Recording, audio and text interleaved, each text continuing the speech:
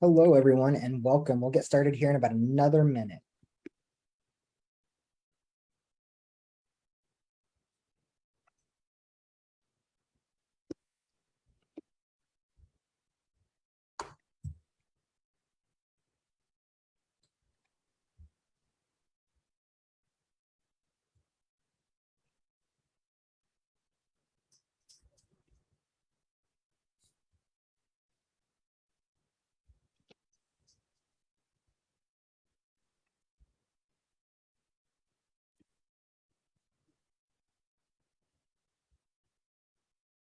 All right, we're going to go ahead and get started. So thank you all for joining us for our September Q&A talk. I'm Brandon West. I'm the Executive Director of Project Q&A. And thank you all for joining us on this hopefully last extremely warm day of the summer. Hopefully fall's just right around the corner, but tonight we have Q&A talks here to connect parents and caregivers of LGBTQ plus youth with the resources they need to ensure that their children can grow up safely and authentically here in rural America.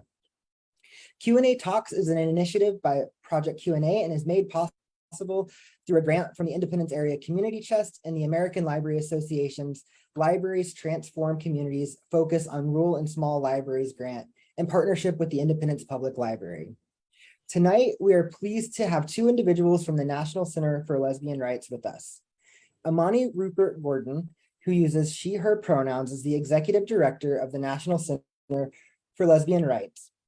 NCLR is a national legal organization committed to advancing the civil and human rights of lesbian, gay, bisexual, and transgender people and their families through litigation, legislation, policy, and public education. Previously, Imani served as the Executive Director for Affinity Community Services. Affinity is a social justice organization that works with the entire LGBTQ community with a focus on Black women. She also served as the director of the Broadway Youth Center, part of Howard Brown Health in Chicago, serving LGBTQ youth experiencing housing instability. Imani is known for her visionary leadership. In 2020, the Chicago Foundation presented her with the Impact Award.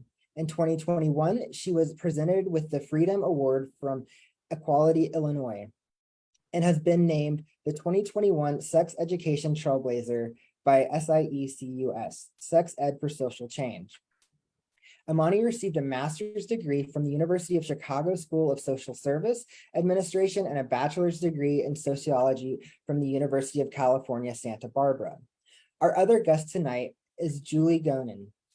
Julie is an NCLR's Federal Policy Director, responsible for overseeing and advancing NCLR's federal policy priorities with Congress and the executive branch. Her work focuses on reproductive health, rights and justice, federal non-discrimination protections across access to health care, and a progressive and inclusive vision of religious liberty. Julie has extensive federal policy experience, having served as Director of Federal Policies and Advocacy at the Center for Reproductive Rights, where she advocated before the United States Congress, executive branch agencies, and in courts for public policies at the federal level that protect and advance reproductive health and rights. While there, she led the center's efforts to defend access to contraceptives under the Affordable Care Act, drafting regulatory comments advocating against allowing religious employers to deny coverage to their employees, and amicus briefs and federal court litigation regarding such exemptions. And Julie also spearheaded efforts that led to the induction in Congress of major legislation to safeguard abortion rights against politically motivated state laws designed to shut down reproductive health care providers. Julie received her BA from Cornell University and then received a doctorate in political science from the American University and a law degree from the Georgetown University Law Center. She is the author of Litigation as Lobbying, Reproductive Hazards and Interest Aggregation, published by the Ohio State University Press. The book is the case study of United Auto Workers v. Johnson Controls, a 1991 Supreme Court case in which corporate fetal protections policies were found to be unlawful sex discrimination. She has taught undergraduate and graduate students in public health and political science as an adjunct professor in the School of Public Affairs at the American University in Washington, D.C., and at the Bloomberg School of Public Health at Johns Hopkins University in Baltimore, Maryland. She has also taught public health law at Georgetown University Law Center. Julie served for 9 years on the board of directors at the Abortion Care Network. She lives in Washington, D.C. with her wife and 3 dogs. Please welcome Imani and Julie.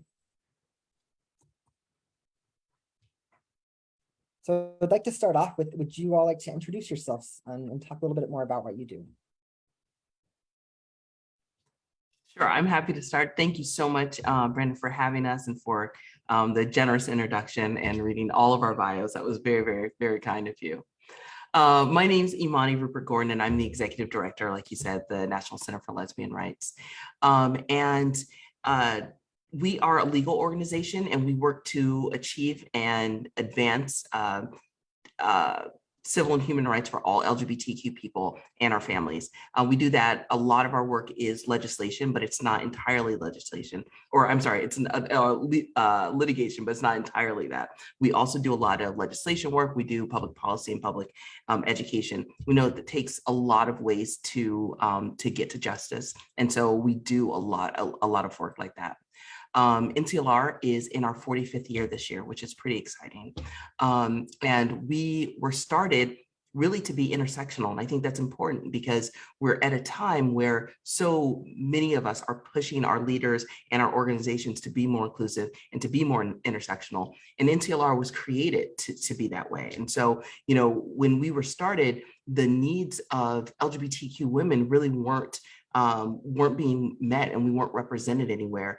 You know, we were left out of what was then known as the gay rights movement because of just sort of run-of-the-mill sexism. And, you know, we were left out there, but we were also left out of the women's movement, often because the priorities of LGBTQ people weren't the priorities at the time. And so NTLR was created to really fill a gap there. And so when we think about the work that we do, we are always continuing to do that. So when we started, a lot of the work that we did was to support LGBTQ women, specifically when they were starting relationships with women, and about how they kept their families together, how they would still be, you know, a lot with birth certificates, and really how they could keep their kids.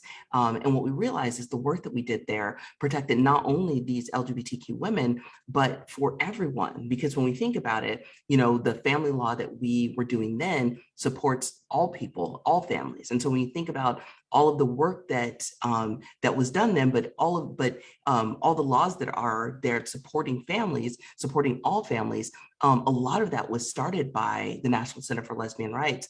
And it's a good way to remember that when we work to support everyone, you know, when we work to support the most underrepresented folks, everyone benefits from that. And that was a really, really good example of that.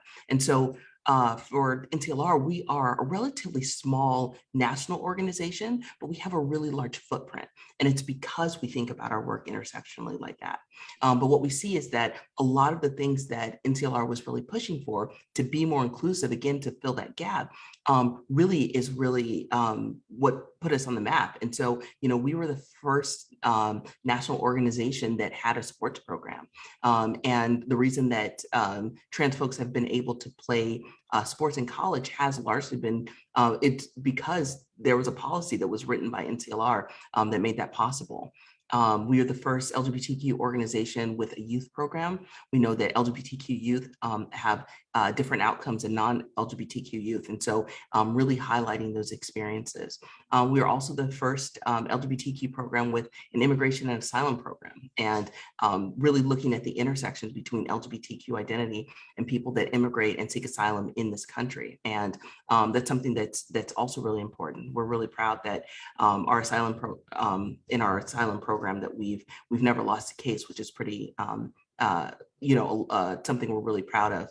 And we take really hard cases. You know, it's really important that we are, you know, working to support all of our community. And so that's a bit about the work that we do here. Like I mentioned before, it's our 45th anniversary this year, which is pretty exciting. So it's a good year. Thanks, Imani. And I'll chime in. I am Julie, she, her pronouns, and I'm the federal policy director here at NCLR. So you are literally hearing from two different coasts, and we're talking to folks in the Midwest. So through the magic of Zoom, I think that's a pretty cool thing, because we are based in San Francisco, although what does that mean anymore? Because we are, like so many places, a fairly virtual organization. But I'm out here in DC because I do, as my title would suggest, advocacy with the federal government. And one of the things a cool program I just wanted to mention, because it seems particularly relevant here, is a campaign that we have called Rural Pride. And this came about as a really interesting partnership between our organization and the U.S. Department of Agriculture. It started under the Obama administration, when USDA was advancing and improving their own non-discrimination policies and their programs for queer folks. And they really wanted to get out in the community and tell people about it.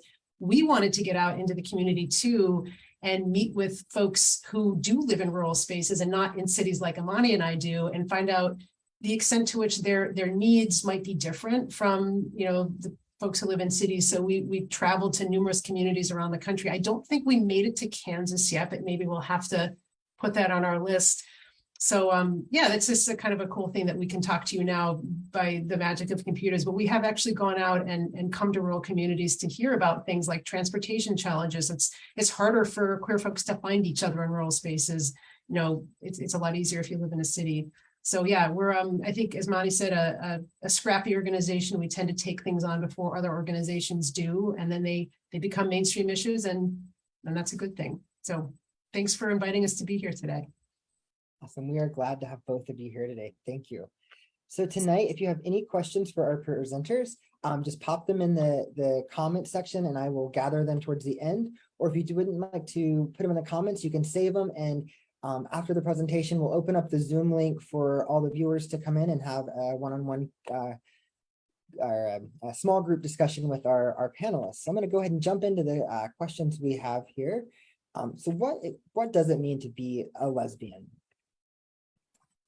Well, that is a pretty big question. And of course, no one or two or three or 10 people could accurately represent sort of all lesbians. So let's see if we can unpack that a little bit. And I think, and I did look at some of the recorded programs that you had done previously, Brandon, and I know that there's been some discussion previously about terminology, but on the assumption that not everybody may have seen that, I think it's good to start with a little bit of a discussion of terminology. Because, Imani and I do this for a living. We think about and use these terms every day, but we know that that's not true for a lot of folks. So I dropped in the chat, and I know, Brandon, you said maybe you can move it over to the Facebook stream. A pretty good reference. There's no one source of the right way to talk about folks and these issues, but this particular one from, we call them AA GLAD, Gay and Lesbian Alliance Against Defamation. I'm not even sure if they're still using that full name anymore. There's another group, GLBTQ Legal Advocates and Defenders, which is A GLAD. So that's how we distinguish them when we're talking. This is a really good reference, I think, for folks who are just getting familiar with terminology that can be a little overwhelming and confusing. So I think, maybe we should just start with, what do we mean by sexual orientation? Because that's like to give context to what it means to be a lesbian. So sexual orientation refers to whom you're attracted, whether emotionally, physically, sexually, as opposed to your gender identity, which is whether you identify as male, female, or something else. So I think it's just kind of good to lay that groundwork. So lesbian refers to someone who identifies as female, who is primarily attracted to other people who identify as female. And I'm probably even messing up as I say that, because these terms are fluid, and even in the course of my adult lifetime, our understandings of terms have changed. We're not in sort of some of the same boxes we used to be, and that can make things confusing, but it's also liberating for people who don't feel comfortable in those boxes. So I was in some conversation recently where there was a discussion about the acronym, right? As Imani said, we used to be called the Gay Rights Movement. Well, that was wildly under-inclusive. And then we started adding letters, and lesbian got to go first, which is great, because that is often not the case in reality. So became the lesbian, gay, bisexual movement, lesbian, gay, bisexual, transgender. Now you often see Q at the end for queer, although in some contexts that refers to questioning. That tends to happen, particularly when we're talking about youth who often are questioning.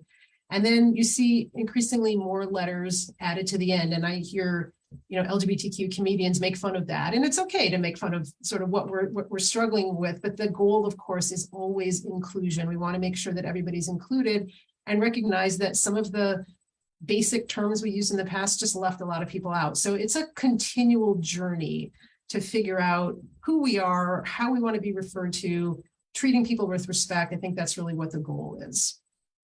So I don't know, I guess, Imani, we were talking about whether it might be helpful to talk a little bit about our own personal coming out stories. I don't know if that would be helpful. Imani, would you like to go first? Sure. Happy to do that. I was just going to add one thing to what you said is, I think it's so important when we talk about the difference between sexual orientation and gender identity. But I think really a good takeaway is to recognize that these things are different. We used to say that everyone has a sexual orientation and everyone has a gender identity, but we don't really say that anymore. Because if someone tells you that they don't have a gender identity, then believe them. They know themselves better than anyone. And maybe someone is in their journey and they may say that they don't have a gender identity, or maybe they find a term later that actually that means they do have a gender identity. The most important thing here is that folks feel respected. And I just wanted to put a finer point on that. And then I was just going to say also, honestly, maybe I'll share this. A term that I like to use for myself is queer. Lesbian works fine for me, but queer is the one that I really like. I remember before I came out, I just started college, and there were some queer folks on campus, and they had these chants, and queer was in the word, were in the chant, and I said, wow, isn't that discriminatory? Is that derogatory? And they said, no, it's a word that we're taking back. And that really stood out to me, because later when I came out, it felt really beautiful to me that there's this word that this community that I am part of, went and took back for me to use. And so that's something that I feel really great about too.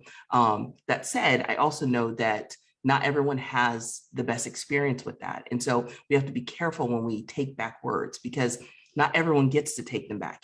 This is a word that we are able to use and that I'm able to use, but I haven't experienced any discrimination. No one's ever called me queer to my face in a way that hurt me in any way. And so when I'm around people that don't like that word, I just don't use that word because I really do feel like it's a gift for me. So in those situations that I'm happy to use the word lesbian. But for my coming out story, happy to share this. So I think one of the things that's important is that we have a lot of coming out stories.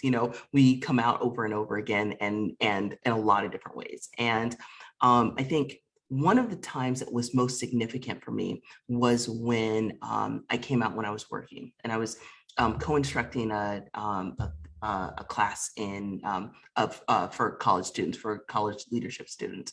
And we were talking about just inclusion and leadership, and how just having an awareness of ourselves. And so we gave the students these different activities to help them talk about this. And we realized that the students weren't actually understanding it very well. And so we then decided, as the folks that were teaching, we decided that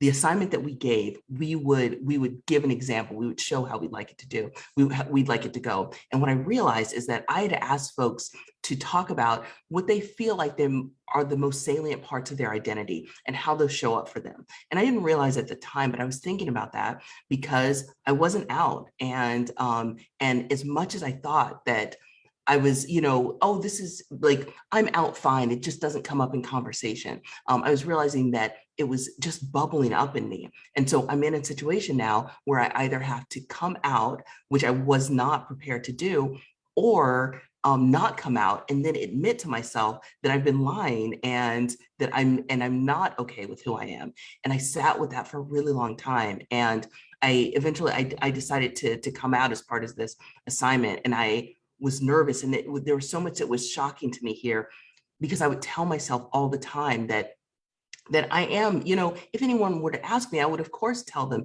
but of course no one's asked me. And that's the reason why.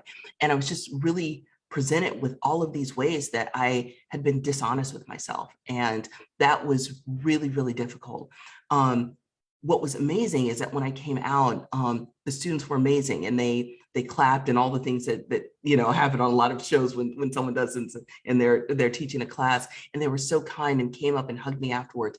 And I can't express like how it felt like something was lifted from me, and how I felt like I could fully step into myself, how that fundamentally changed who I was, how I could walk through the world, how I could understand myself, how I felt my worth in ways that I could not have imagined. I work in this type of work now, I think in part because I always wanted to be out. I wanted to have that experience over and over again, and deciding that I wanted to work in like working with LGBTQ folks, and for people to know very quickly, when you Google my name, you can't Google it without seeing that I'm queer. And I love that. It means a lot to me. And so I think it's really important to, for me, I hadn't realized how much I had been just sort of suppressing who I was, and not even realizing that. And coming out was really a great experience for me. But I know that that's not always the case for everyone. There's a lot to be afraid of. And the reasons I was afraid were legitimate ones. I knew that I could lose people that I cared about, and how hard that would be. But yeah, that was one of the most significant coming out stories that I had. That sounds pretty powerful. I hadn't really thought before this about how I would tell my own story. And I guess what I'm realizing as I'm thinking about it now with some chagrin is how internalized homophobia was a through line for me. Because, I mean, let's be honest, I remember having crushes on girls when I was a kid, but somehow without anyone ever having said anything to me, I knew not to talk about that. And I would sort of invent crushes on boys so that I would appear the way I thought my parents wanted me to be, and that was considered normal. And I can't remember a single time as a small child that anybody ever told me that it was wrong, but you just know. I mean, it's amazing how you just take that in from kind of the ethos or the ether out there. I even kind of remember in high school, like banter with friends and being like, oh man, can you imagine kissing a girl? Ew, that would be so gross. And just sort of participating in sort of homophobic banter. When I did finally become involved with another woman in college, and then came to realize that there were rumors swirling. I mean, I was in a sorority, so there were rumors swirling. And when they got back to us, we were both legit deeply offended, and for real. Like denial is such a powerful thing, because we were very much in a same-sex relationship, but we had to construct it in our minds as something that wasn't gay. We weren't lesbians. That wasn't what was happening here. And how dare people talk about us that way or accuse us of that as though it was something wrong. And this may be verging into TMI territory, but what the heck. When I was in therapy and started to grapple with this, I went to therapy ostensibly for a different reason, but was talking about a relationship I was having with a woman. And the therapist asked me something about, when did you realize you were a lesbian? And she told me later that I visibly flinched when she used that word to describe me to myself. And now here I am working at the National Center for Lesbian Rights. So it does get better, but it was hard. And again, I don't know where the resistance came from. It's just all around us. Now, this was a while back. I hope it's different now, but I think it depends where you are. So, if I had maybe some more supportive role models, or any role models, even on TV, that might have made a difference. But you just sort of knew that was something you didn't talk about. But there are lots of good reasons to do it. And as Imani said, it's not a one-time thing. I realize now that literally every time I say my wife, I'm coming out to somebody if it's someone I haven't met before. And it's something I'm always aware of, like, is this a safe place to say that? Am I talking to the place I'm dropping my car off to be fixed? Am I talking to some sort of customer service representative? And I do it, but it's something you're always aware of. So it's by far not a one-time thing that happens. Thank you both for sharing your stories with us. We're gonna move on into the next question. So what you both kind of alluded to it in your stories, but what risks are associated with being out?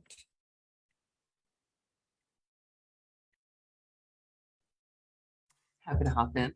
Thanks for sharing your story, Julia. I hadn't heard it before. It was yeah, thanks for sharing.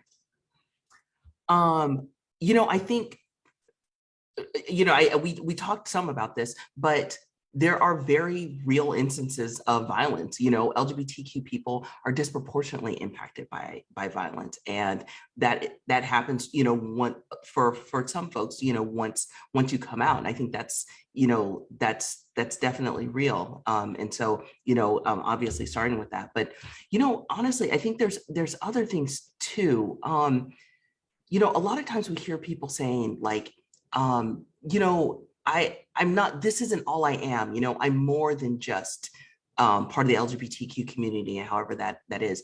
And I don't think that we give enough credit to what that means when people are saying that sort of thing, because I think that, for some folks, this is our life. I talk about being queer a lot, like this is something Julie and I do a lot, but for some folks, they don't want to talk about this. They just want to live their life and, talk about it when it comes up in the ways that they want, but they don't want to always be the person that someone goes and says, hey, does that sound right? Or, some people don't want that as their responsibility. And that's completely legitimate. That's a heavy burden to always carry. And I think that's something that's really important. I also think that people really feel left out, and honestly, they are legitimately left out. A lot of LGBTQ people lose friends, lose family members. People really have to think about when they come out. A lot of times when we talk to folks and they ask when they should come out, a lot of times what we share is like, okay, are you, if everyone turns their back on you right now, how would you support yourself? Are you in a place? And that some people really do have to consider that. And for non-LGBTQ people, there are very few situations where they have to think that there's something that they can share about themselves, and they actually will lose all of the supports that they have, but when we think about that, LGBTQ people are 124% more likely to experience homelessness than their non-LGBTQ counterparts. And honestly, this is largely because LGBTQ people, young LGBTQ people are often kicked out of their homes when they come out. And we know that once someone has experienced homelessness, they're much more likely to experience homelessness again. And so this can create a cycle and something we have to think about. But this also, there are ties here to economic stability as well. There are ways that when young people come out early and they don't have the support of an adult, that there are so many negative outcomes, and there's so much research that shows that if young people just have one adult that supports them, that believes in them, that their outcomes are so much better when they just have even one adult that supports them. And so, thinking about all of those things, there are a lot of things to consider, and a lot of risks about coming out. I think I think that's absolutely right and really important, because I understand we are largely talking to an audience of parents, and it's like that's the first and most important part of the support network, I think, of somebody who is coming out at any age in some ways. But I think we would be remiss if we also didn't talk a little bit about the rewards of coming out too. The risks are very real, and that's a lot of why we exist as an organization, to try to mitigate some of those. But being able to live openly and honestly, I can't imagine now not living my life the way I do. And I have peers, I'm in my 50s. I have peers who still can't, at least in certain aspects of their lives. And I just sometimes have a hard time even wrapping my head around how they do that. I know they have the reasons why they can't be out, at least completely. And my heart breaks for them, because I wouldn't wish that on anybody, and I wish nobody had to do it. But so there's a liberating quality to be able to live as your true self. You can connect more easily with other LGBTQ people who may share some of your similar experiences. And I also think there's something to be said for playing a part, even if it's a small part, but important part in eliminating homophobia, because we've all heard that people who know somebody who's queer are less likely to be homophobic. And so when you come out, you're helping with that process, because you may be educating somebody just by your very existence, because they know you as a human being who's very much like them. And so that's, I think, why we've been able to make some of the political and legal advances that we have, because more and more people were doing that. And it took some, really brave people to do it years ago that allowed folks like us to be doing it today. Absolutely. Thank you. And thank you for sharing some of the positive aspects of coming out as well. So what are some of the resources or support that is available for caregivers of out youth? Sure. So NCLR has a helpline. So if there are things that you have questions about, we are happy to take your questions and then also help connect you to folks that can help you. And you can find us at nclrights.org, specifically for the helpline. If you go to nclrights.org/get-help, you can go to our helpline online. You could also call us at 1-800-528-6257. And so we are obviously happy to help in all the ways we can. GLSEN is another resource, and if you want to put these in the chat, Julie, wonderful. Working specifically with LGBTQ folks in schools. PFLAG has 400 chapters around the country. I imagine many folks know about PFLAG, but specifically for families and parents. There's a great deal of resources there. And then there are supports, all over the country. There are LGBTQ organizations. There's actually quite a bit of support here. There's quite a lot of support now. There's also a Trevor Project. They have a wonderful, I think we can grab that as well. But Trevor Project provides a great deal of resources for LGBTQ students, but also for parents as well. So there's a lot of ways that you can go out and find yourself represented and find some resources.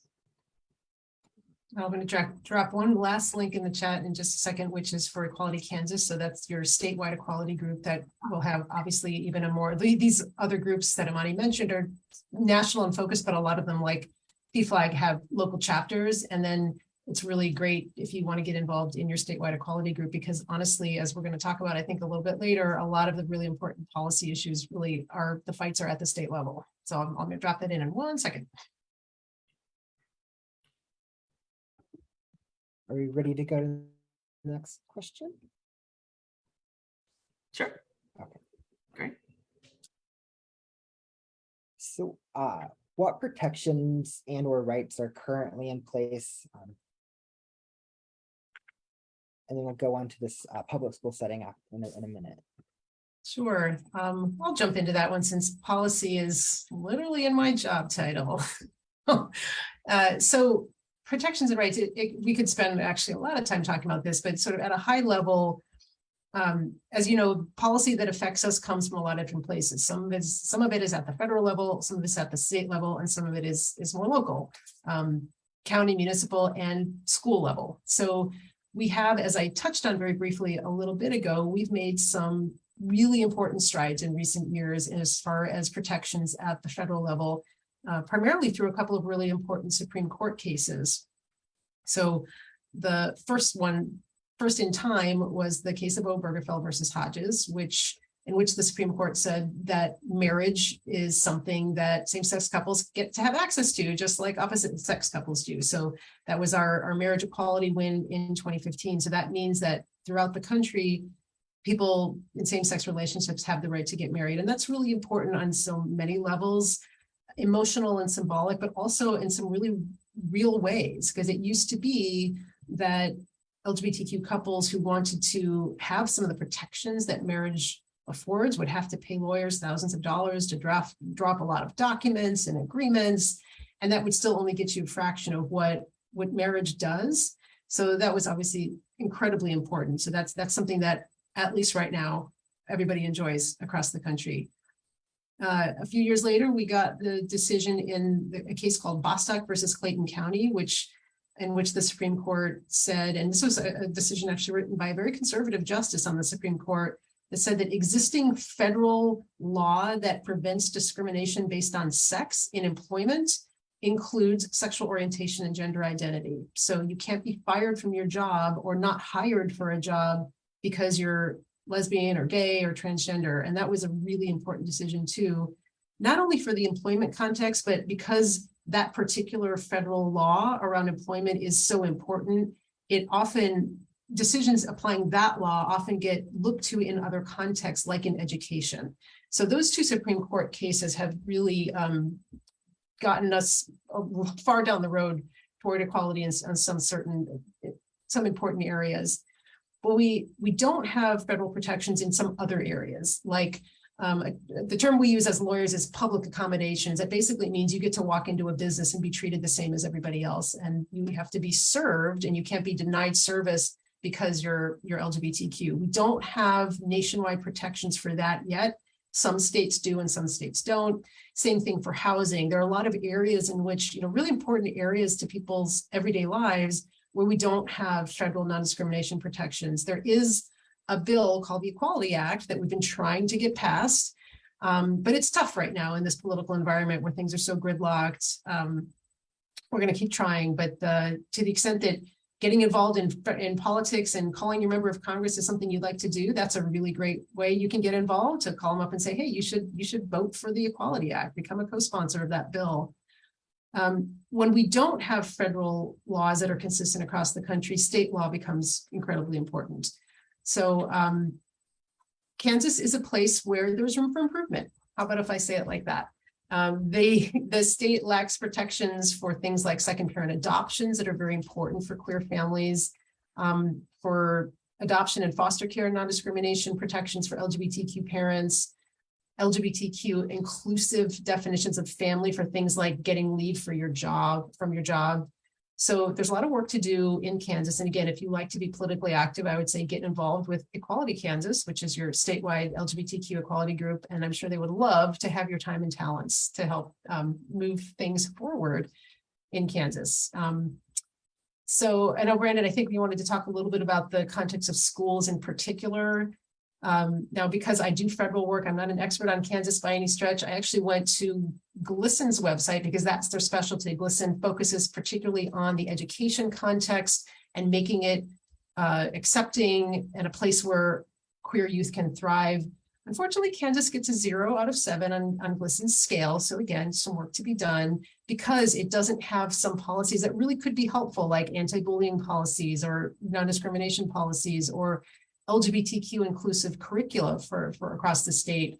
And this is an area, and folks have probably heard about this in some states, it's worse than not having inclusive curricula. The states are actually trying to go backwards and prevent the discussion even in schools of LGBTQ people and families. There's a big fight about that happening in Florida right now. I certainly hope that that doesn't come to your state, but state and local policy is really, really important. And that's one way you could really show up for your lesbian and gay kids, your trans kids, is to really help create a better political environment for them.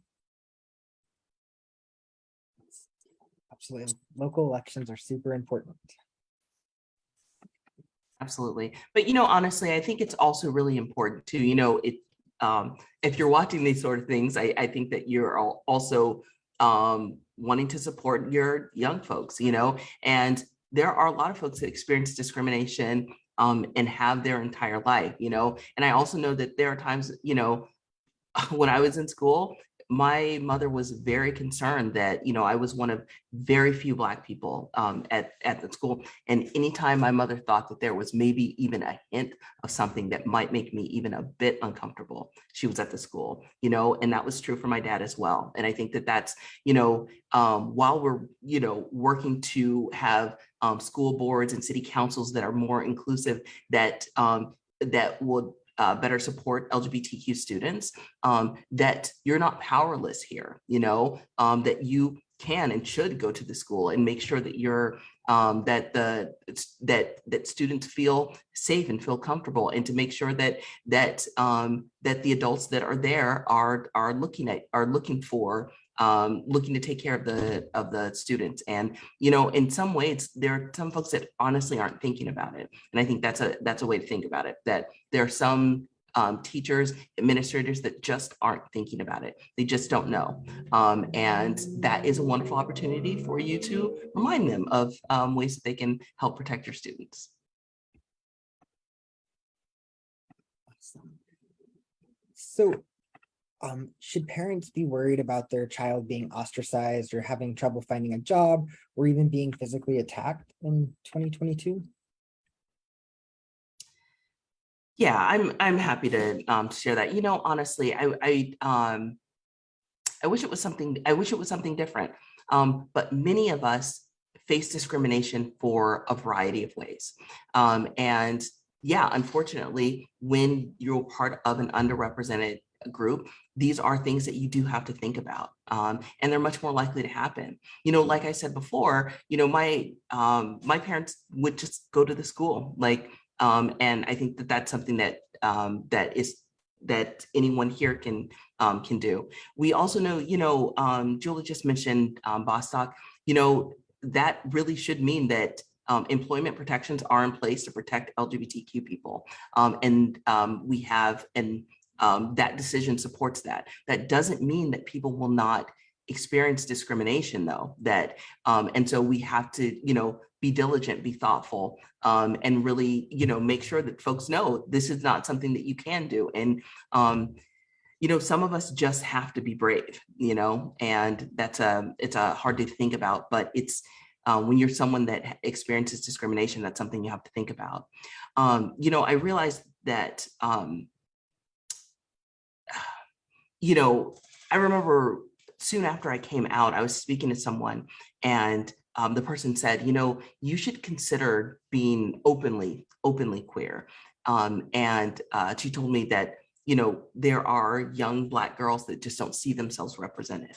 And there are many folks that are experiencing levels of oppression that are intersecting. And I think that's also something that you want to think about, that there are some people that are thinking about their LGBTQ identity, but there's also intersections of identity yet that we haven't talked about, so much. And I think that that's something really important, because while I came here to talk about, my experience as a queer person, I only know how to be a queer person through also being a Black woman. And when I experience, oppression based on my queer identity, I have to recognize that probably it's not just being LGBTQ. It also has to do with my being Black. It also has to be with my being a woman, because I don't take away any one part of these anytime. I can't just, I don't stop being Black because I'm talking about being queer. And so, for some of us, really recognizing that there are heightened levels of discrimination for people. We know that trans women of color especially experience the vast majority of discrimination in the LGBTQ community, and really recognizing that there's levels to this, and that's something that we need to think about. And also knowing that there's a lot of beauty that comes from being out too. And Julie, you named that so well. And I think it's important, because when we don't see ourselves represented, it's harder to see what we are capable of. And so while it can be difficult and it can be scary, we also get a great deal from being our authentic selves, and we can be something for someone else. There are a lot of ways I didn't see myself represented growing up, and there are things that I didn't see, honestly, just because I couldn't imagine myself in a position. And that's changing, and hopefully that's something that folks are able to do as well. I really appreciate the question, Brandon, because I think it's coming. I know that parents do often struggle if a child comes out to them, and for some it may be because they genuinely don't support somebody being something other than heterosexual. But I think for a lot of parents, it's because they are afraid that life is going to be harder for their kid if they are moving through the world as a queer person. So I think it's an important question. And you know, when it comes down to it, I think family support is so critical because yes, they might experience some of those things that you mentioned, but people who aren't queer also experience adverse events in their lives. And I think having family support is one of the things that can provide, you know, some armor against that and fortify them to deal with it. So it's not, you can't prevent it because you can't literally be standing next to your kid for their whole life. But if they know that they're loved and they come from a place of being supported, they're going to be able to handle those kinds of events that might happen much better. There's something also that you mentioned, Imani, I don't remember what it was now, but it made me think about, actually, it was one of our Rural Pride events a few years ago. It has to do with people knowing, you mentioned Bostock, like people have to know that the law's on their side and they don't always. And I think that's one of our jobs as a legal organization is not just to get the law changed, but also to let people know we did it and that the law is there for them. Because I was at a Rural Pride event, I think it was in North Dakota, and I heard it was a couple, it was a trans woman and her wife, and they were talking almost matter-of-factly about the fact that they had been turned away from a doctor's office. And they just, you know, said, well, that's just what happens. You know, we live in a red state. And I almost leaped out of my chair because I thought, oh my God, what you don't realize is that what happened to you is illegal because of a particular piece of the Affordable Care Act that was passed back in 2010. We now have federal non-discrimination protections in healthcare that make it unlawful for that doctor's office to do that to you, but they didn't know that. They just are so used to being in a place where they were just beaten down and they accept that kind of oppression. And it just really drove home why the kind of program we were doing that very day was so important, that people need to know, have that fortification from having strong family, but also know that there are legal tools out there and there are organizations like us available to help. Your mention of a family is a great segue into the next question of, now that my child's came out, how do I tell my family, my neighbors, my coworkers, etc., about my child? I can try to take that on a little bit. Now, I have to say, I am not a parent, so I'm very aware that I had to deal with any kind of things of news that a child has brought to me. But I was a child who did come out. Well, I wasn't a child when I came out. It took me a while. By the time I came out, I wasn't a child anymore. I think maybe the first thing I would say is to make sure you are involving your child in those decisions. See what they're comfortable with, and you know, everybody's family and community situation is different, and you know, your family knows who is important to know, really, your child, and who would be safe to tell. But I would start with, you know, discussing it as a family. You know, who do you think we should tell? I think the main thing, really, I would hope would be that you tell people that your child is the same person they were the moment before you told them about this particular aspect of their identity, and that you love them unconditionally. And hopefully that's true. And because as Imani said, it's only one part of who this kid is. You know, it may be a very important part and something they're really going to have to grapple with, but there's a lot more to them than the fact that they might identify as lesbian, gay, or bisexual or transgender. So I think unconditional love and just, you know, go through it together. And again, it's not the sum total of who they are. And I think you're conveying how much you love and support your kid will go a long way. Thank you. So sorry, did I interrupt? Okay, so the last question we have for you tonight is, what advice would you give parents whose child just came out? I'm happy to start. You know, I think it's really important if someone is just coming out to make sure that you're listening to them. I know that so often there are folks that want to say, like, I've always known, you know, I know, you know, give the folks there, the folks an opportunity to share, because the thing is, we are the people that know ourselves best, you know, and so let someone tell you on their own time, and trust that when they tell you, that's when it makes sense, you know. I think it's also really amazing if you can take the time to educate yourself. It's a lot of pressure and it's a lot of work for a young person, or I mean, honestly, it doesn't even have to be a young person, but because someone came out, to be the person that has to provide all of your education here, and to be the person that is sort of fielding all of your sometimes insensitive questions, and I know they don't mean to be all the time, but when we're learning things, like sometimes they're just a little clunky, and it would be really great if you could learn that on your own and then share with your with the folks that you care about, and then also find ways to incorporate what you've learned. If there are ways that you watch movies with your kids, like make sure there's some movies in there that include LGBTQ characters, like bonus points if you look for the good ones that don't end up killing the LGBTQ characters. Like there's ways where when you get older, there'll be these classic movies that it'll be really great that that your kids, they got to watch in your house, that you maybe watch over and over again, and they have these really great memories there.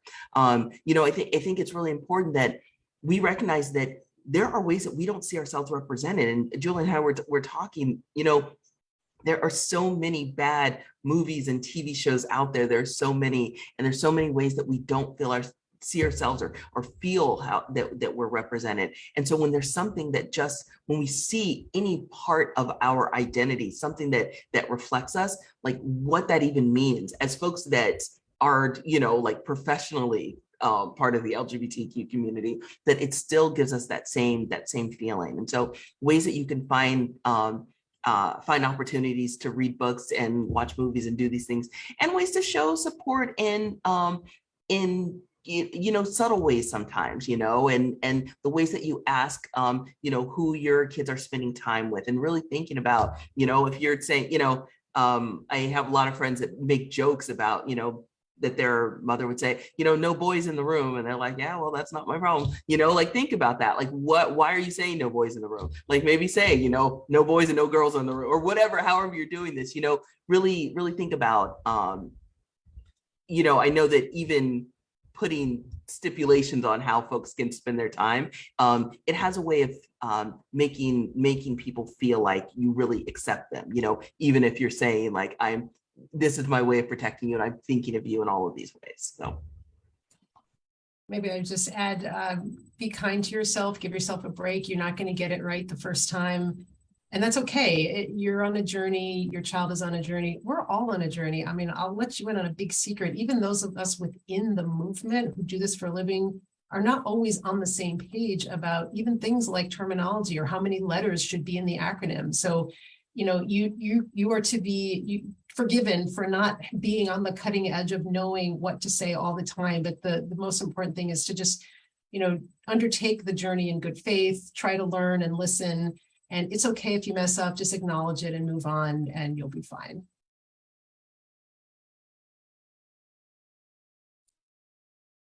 Awesome. Thank you. That comes to the end of our questions. And there's a couple of really nice comments in the chat. Thanking you both for a wonderful evening.